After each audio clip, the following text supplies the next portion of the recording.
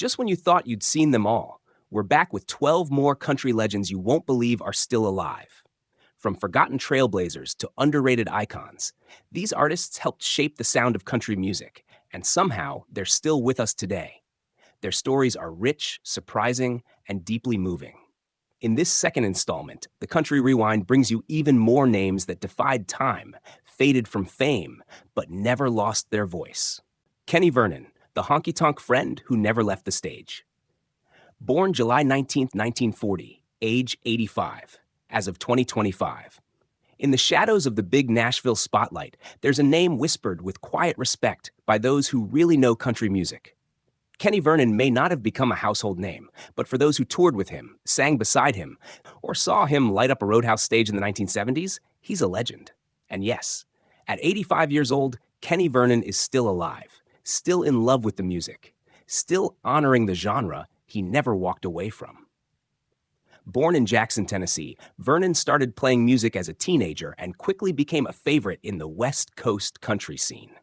While the mainstream spotlight focused on Nashville, Kenny was building a name for himself out west, especially in California honky-tonks and desert bars.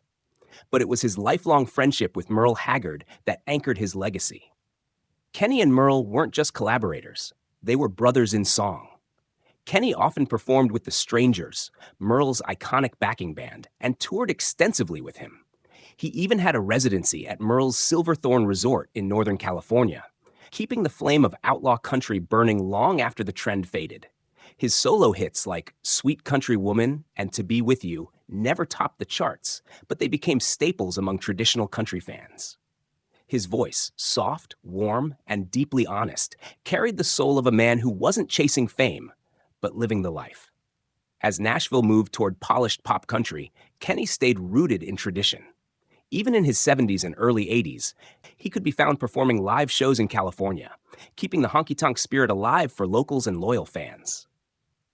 Now in 2025, Kenny Vernon lives quietly, but remains active in the Western country music community. His name may not fill arenas, but for those who love real country music, Kenny represents something precious: authenticity. He once said in an interview, "It was never about being famous. It was about staying true to the sound." And that sound? It still lives on, every time a steel guitar cries in a Bakersfield bar. Next, we celebrate a woman who picked a banjo like lightning and cracked jokes with sharper timing than most comedians. She wasn't just a performer, she was a force. Number 2, Rooney Stoneman. Number 2, Rooney Stoneman, the banjo-pickin' firecracker who refused to fade. Born May 5th, 1938, age 87, as of 2025. You didn't just hear Rooney Stoneman, you felt her.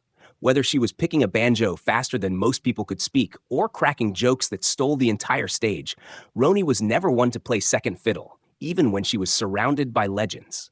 At 87 years old, the last surviving member of the legendary Stoneman family band is still with us. And her story? It's as bold, wild, and inspiring as the woman herself. Born Veronica Loretta Stoneman in Washington, D.C., Rooney was the youngest daughter in the Stoneman dynasty, a musical family that helped shape early American country and bluegrass. Her father, Ernest "Pop" Stoneman, was a pioneer of country recordings in the 1920s. Music, for Rooney, wasn't a hobby, it was her bloodline. But unlike her siblings who leaned toward tradition, Rooney came into her own with an unmistakable edge. She was wild, funny, fiercely talented, and utterly unfiltered. Most Americans came to know her through the long-running TV show Hee Haw, where she played the outrageous character Ida Lee Nagger, a gap-toothed, hilarious, banjo-slinging hillbilly who delivered punchlines as quickly as she fired off licks. But what many didn't realize is that behind the humor was a virtuoso musician. Rooney is widely regarded as one of the greatest female banjo players of all time. Her speed, clarity, and fire on the instrument shattered stereotypes in a genre dominated by men. She didn't just keep up, she often outplayed them. Outside of television, Rooney performed with her family and as a solo act for decades, touring the country and bringing joy to audiences with both her banjo and her one-of-a-kind personality. Life didn't always treat her kindly. She endured poverty, abuse, and career setbacks. But Rooney's spirit was unbreakable. She published a memoir, Pressing On, in 2007, sharing her raw, painful, and ultimately empowering journey in her own words. And now in 2025, Rooney Stoneman remains a living link to a forgotten era of country music. Though retired from regular performances, she occasionally appears at bluegrass festivals and tribute events, her presence alone drawing standing ovations. When asked how she wanted to be remembered, Rooney once laughed and said, "As the woman who could make you cry with a song and laugh before it ended." Bobby G. Rice, the soft-spoken voice behind country's sweetest love songs. Born July 11, 1943, age 82, as of 2025. He never roared, never swaggered, never lit up the tabloids. But when Bobby G. Rice sang, he made hearts melt across dance halls and country radios all over America. His voice was smooth, gentle, and unmistakably tender. The perfect backdrop for love stories, heartbreak, and slow Sunday afternoons. At 82 years old, Bobby G. Rice is still with us. And though his name may no longer grace the charts, his voice lives on in jukeboxes, vinyl shelves, and the memories of anyone who ever slow danced to a country ballad in the 1970s. Born in Boscobel, Wisconsin, Bobby G. Rice didn't come from the Deep South, but his sound carried the warmth and sincerity that defined classic Nashville. After years of hard work in local bands and recording demos, he finally made his mark with the 1973 hit, "You Lay So Easy on My Mind." The song was a smash, climbing the country charts and eventually being covered by stars like Conway Twitty and Loretta Lynn. With that single track, Bobby G. Rice became a name to watch, and he followed it up with a string of soft country hits like "Freda Comes, Freda Goes" and "Mountain of Love." His style? Unapologetically romantic. While outlaw country was rising with grit and rebellion, Bobby carved a space for subtlety. He sang not of whiskey-soaked bar fights, but of longing glances, missed chances, and that gentle kind of love that people don't write songs about anymore. Though his time on the charts slowed in the 80s, Bobby kept recording, releasing music independently, and performing at country venues across the Midwest and Southeast. He never left the music. He just let the music change with him. In 2025, Bobby lives a quieter life, but still engages with fans online, occasionally appearing at classic country showcases and anniversary events. He remains proud of his catalog and the fact that his songs continue to be used in film, television, and nostalgic radio programs. He once said, "I never chased the spotlight. I just wanted to sing something people could feel." And in doing so, Bobby G. Rice gave country music a softer heartbeat, one that still echoes today. Now we turn to a woman who stood beside a giant, Waylon Jennings, but never lived in anyone's shadow. She was a rebel, a poet, and a true outlaw in her own right. Number 4, Jessie Coulter, the outlaw queen who walked her own line. Born May 25, 1943, age 82, as of 2025. To many, she was Waylon Jennings' wife. But to those who truly know country music, Jessie Coulter was, and still is, so much more. A rebel, a poet, and one of the few women to stand shoulder to shoulder with the outlaw country movement of the 1970s, Jessie Coulter brought elegance, edge, and mystery to a genre long dominated by men.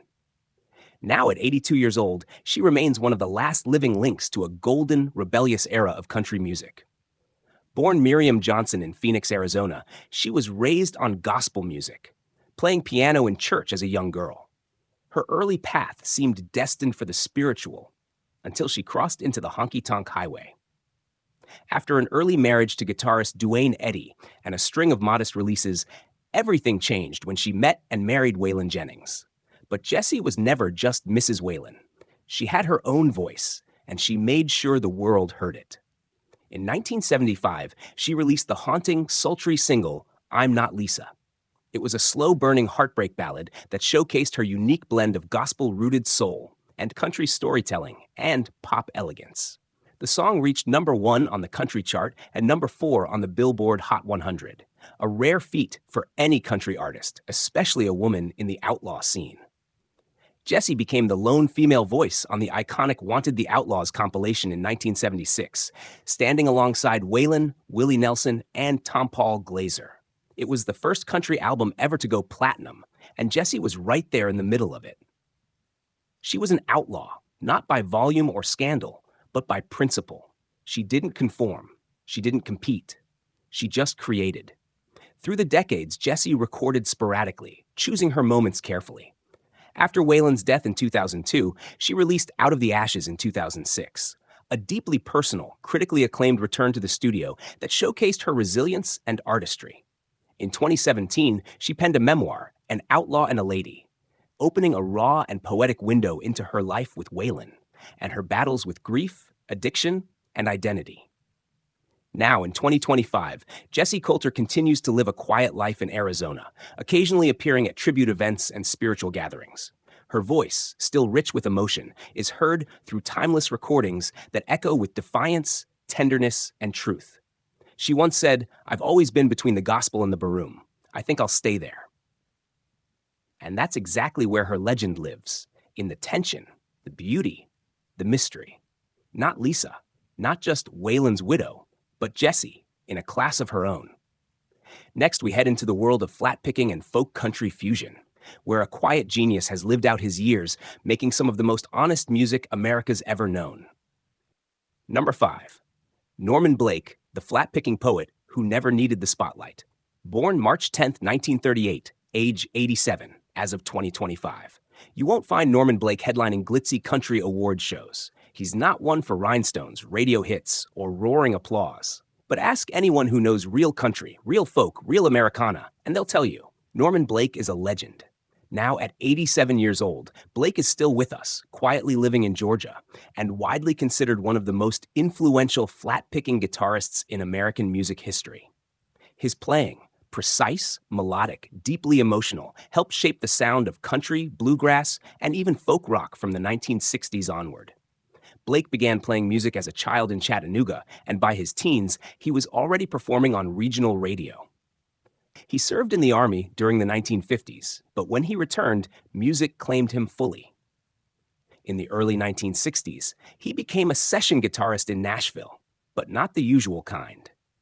Blake's finger-picked acoustic style stood in sharp contrast to the flashy electric leads that filled the airwaves. He gained national attention touring with Johnny Cash and appearing regularly on The Johnny Cash Show. He also played with Chris Christopherson, June Carter, and even contributed to Bob Dylan's Nashville Skyline. But unlike many session players, Norman had a voice of his own. In the 1970s, he began releasing solo albums, including Home in Sulphur Springs and Old and New, which quickly became cult classics among guitarists and Americana purists. His music was minimal, often just guitar, fiddle, and voice, but carried decades of history in every note. Blake's songs, such as Church Street Blues, Ginseng Sullivan, and Last Train from Poor Valley, reflected a deep connection to Appalachian life, working-class struggle, and quiet dignity. No polish. No pretense, just truth, played in standard tuning and sung like a prayer. He frequently collaborated with his wife, Nancy Blake, a gifted cellist and mandolinist. Together, they created some of the most intimate acoustic recordings of the modern era. Norman was famously selective about his career. He turned down commercial opportunities, kept interviews rare, and stayed rooted in simplicity. Even in the early 2000s, he remained productive, contributing to the Grammy-winning Oh Brother, Where Art Thou soundtrack, which introduced his sound to a new generation. Today, Norman Blake lives off the grid. No social media, no fanfare. But his recordings are studied by musicians around the world. His legacy isn't one of fame, it's one of influence. He once said, "I never tried to be a star. I just wanted to make music that mattered." He did, and at 87, he still does. Number 6, Leona Williams, the woman who loved, lost, and kept singing. Born January 7, 1943, age 82 as of 2025. In country music, some names ring out from arenas, others whisper from the edges, but their stories are just as powerful. Leona Williams is one of those whispers, soft, steady, and unforgettable. Now 82 years old, Leona has lived a life few could bear, and sung songs only a life like that could inspire. She's best known as Merle Haggard's former wife and a member of his band The Strangers, but that's only a fraction of her story. Born in Missouri, Leona began singing on the radio as a teenager and quickly found her footing in the honky-tonk world. Her voice, plain-spoken but rich with emotion, stood out. In the 1960s, she joined Loretta Lynn's Road Show and became one of the few women trusted to share the stage and the spotlight in a time when country music was dominated by men. In the mid-1970s, Leona's life changed when she married Merle Haggard. Together, they were a powerhouse duo, co-writing songs and performing night after night. Their voices blended beautifully, his grit, her ache. But behind the scenes, the marriage was turbulent. Leona didn't just support Merle, she shaped him. She wrote or co-wrote many of his later hits, including You Take Me for Granted, a heartbreaking song that mirrored their unraveling relationship. When their marriage ended, Leona was left with more than heartbreak. She was left with a question. Was she only ever Merle's backup? Her answer? No. Leona returned to her solo career with quiet force. She kept recording, kept touring, kept writing. And fans who really listened recognized her for what she was, one of the great honky-tonk voices of her generation. Over the decades, Leona has released dozens of albums, often independently. She never chased trends. She just told the truth. Songs like Yes Ma'am, He Found Me in a Honky Tonk, and Nobody's Darlin' But Mine became anthems for women who loved too hard and lost too much. In recent years, she's been honored at classic country festivals and continues to perform in select venues across the South. She also mentors young artists and remains fiercely proud of her songwriting legacy. Leona once said, "The stage was the only place I ever felt free, and I don't think I'll ever leave it. Not really." She hasn't. She hasn't, and for that, country music is better, braver, and more honest. Number 7. Tommy Cash, the quiet brother who sang his own truth. Born April 5th, 1940, age 85, as of 2025. When your older brother is Johnny Cash, it's easy to be eclipsed. But Tommy Cash never tried to outshine his brother. He just stayed true to who he was, a man with a message, a melody, and a story worth telling. Now 85 years old, Tommy is one of the last living voices from the Cash family legacy, and one of the few who carved a respectable country career without scandal, excess, or noise. Just heart. Born in Dyess, Arkansas, Tommy was the youngest of 7 siblings. While Johnny was already breaking into music with Sun Records in the 1950s, Tommy served in the U.S. Army, working as a DJ on Armed Forces Radio. But the music bug was in his blood, and when he returned home, he knew what path he'd take. Tommy's early music leaned toward the smooth Nashville-produced country of the late 60s. In 1969, he scored his biggest hit, 6 White Horses, a mournful, poetic tribute to the assassinations of John F. Kennedy, Robert Kennedy, and Martin Luther King Jr.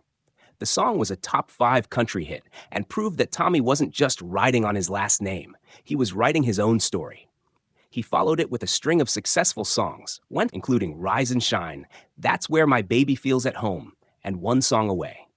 His voice was warm, controlled, and tinged with sadness, a reflection of someone who had seen too much too soon.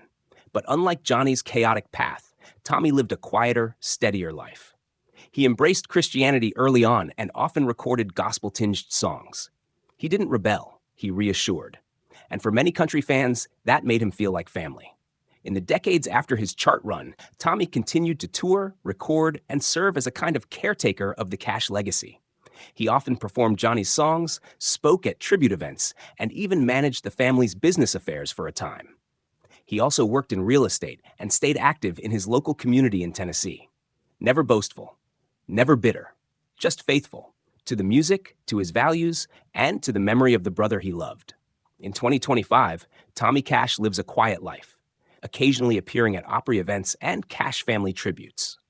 His voice may not be heard as often now, but for those who listen, it still carries warmth, humility, and quiet wisdom. He once said, "I never tried to be Johnny. I just tried to be Tommy." And that's exactly why he still matters. From a younger brother to a lifelong preservationist.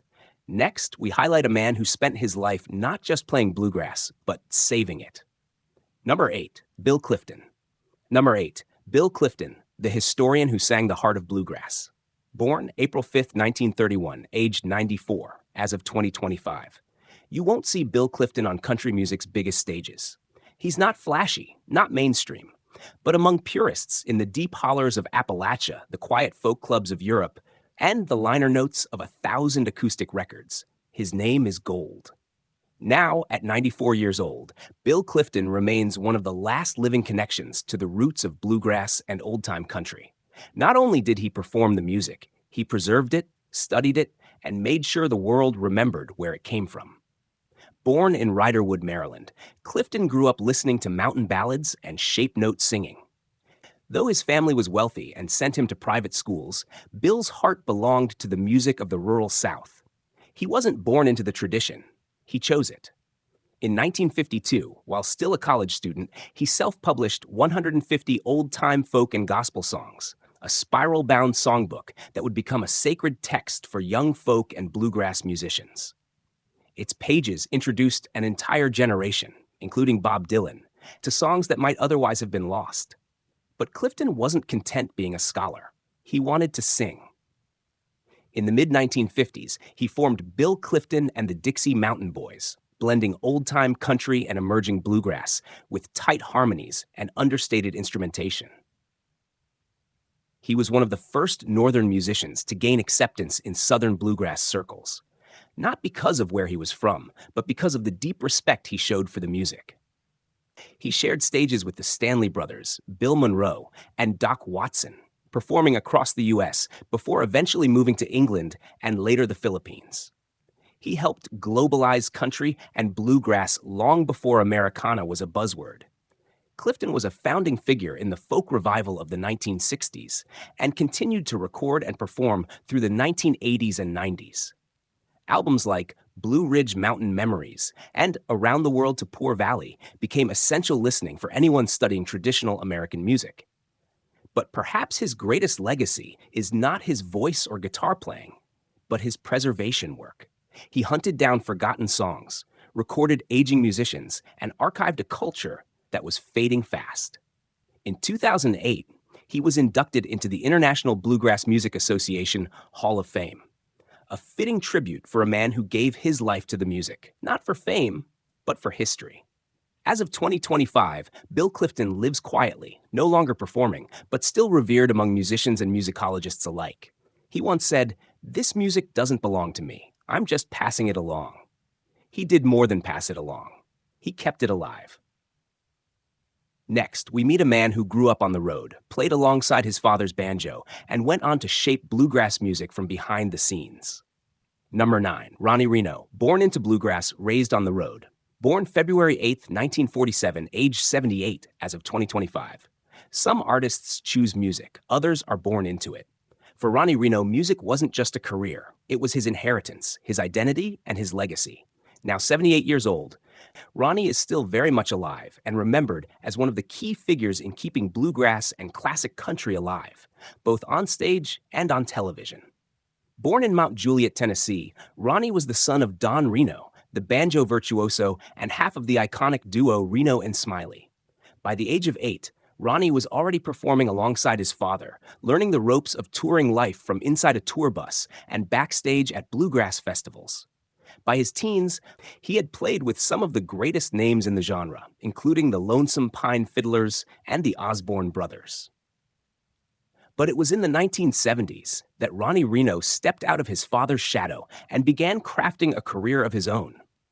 He joined Merle Haggard's band, The Strangers, as a rhythm guitarist and harmony singer, performing on major tours and television specials. He stayed with Haggard for 6 years, absorbing not just musical knowledge, but the emotional depth that would color his own songwriting. In the 1980s and 90s, Ronnie fronted his own group, the Reno Tradition, blending traditional bluegrass instrumentation with heartfelt country storytelling. The band toured extensively and recorded a series of well-received albums, earning Ronnie respect across both bluegrass and country audiences. But for many fans, Ronnie Reno became a familiar face thanks to his long-running television series, Reno's Old Time Music, which aired for over 2 decades on RFD-TV. The show featured live performances, interviews, and tributes to the forgotten heroes of country and bluegrass music. It wasn't just entertainment, it was education, preservation, and celebration. Through this platform, Ronnie introduced a new generation to the legends of the past and gave older fans a place to reconnect with the music of their youth. As of 2025, Ronnie Reno is mostly retired from touring, but still appears at select bluegrass events and Hall of Fame functions. He remains an ambassador for traditional country music, always gracious, always grounded. He once said, "I was raised in this music, and I've spent my life trying to give back to it."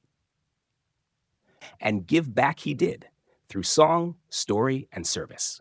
Now, we spotlight a woman whose last name carried legacy, a woman who stood beside her mother on the Grand Ole Opry stage and kept the harmony alive for generations. Number 10, Carole Lee Cooper, the harmony queen of the Grand Ole Opry. Born September 6, 1942, age 83 as of 2025. She never sought the spotlight, but for over 5 decades, Carole Lee Cooper was the glue that held country's greatest voices together, blending seamlessly, supporting flawlessly, and keeping the spirit of tradition alive, one harmony at a time. Now at 83 years old, Carole Lee Cooper remains one of country music's most respected background vocalists and an irreplaceable part of the Grand Ole Opry's living history. Born into country royalty, Carole Lee was the daughter of Wilma Lee and Stoney Cooper, a husband-wife duo who were beloved stars of the Opry from the 1950s onward. Raised backstage at the Ryman Auditorium, Carole Lee's childhood was surrounded by banjos, fiddles, and gospel harmony. She was born to sing. But Carole Lee never tried to outshine anyone. Instead, she found her gift in blending, in listening, supporting, and crafting the warm, rich harmony lines that gave depth to nearly every performance she touched. In the 1970s, she formed the Carole Lee Singers, a vocal group that became the house backup singers for the Grand Ole Opry for over 40 years. If you watched the Opry on TV or sat in the audience anytime from the late 70s through the 2000s, you almost certainly heard her voice, even if you didn't know her name. The group backed everyone from George Jones, Connie Smith, and Porter Wagoner to Alan Jackson and Martina McBride. They were a constant, a foundation, a sonic thread tying generations together. Beyond the Opry, Carole Lee toured with her mother after her father's passing, just doing it, maintaining the Wilma Lee and Carole Lee Cooper Act and preserving Appalachian gospel traditions. She was also a regular at gospel conventions and was respected as both a vocalist and arranger. In 2011, after more than 40 years of service, she quietly retired from the Opry following the loss of her husband. There was no big farewell. No drama, just the end of a long, faithful run of making other people sound better. Today, Carole Lee Cooper lives in Tennessee and remains a cherished figure in country circles. Her name is still spoken with admiration backstage at the Opry, and her harmonies still echo through countless live recordings and broadcast archives. She once said, "I always thought my job was to support the song. That's where I belonged." And in doing so, she gave country music one of its most beautiful, consistent, and enduring gifts: harmony.